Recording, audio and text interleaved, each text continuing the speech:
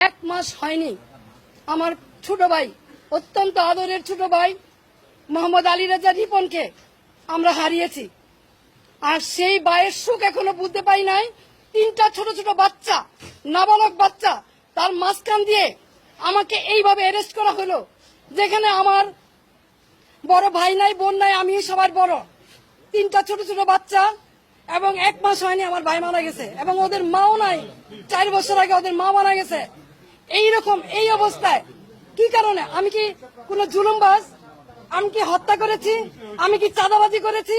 আমি কি নারায়ণগঞ্জ শহরে এমন কোন রেকর্ড আমার আছে যে আমি কোনদিন কোন বিরোধী দলকে আঘাত করেছি?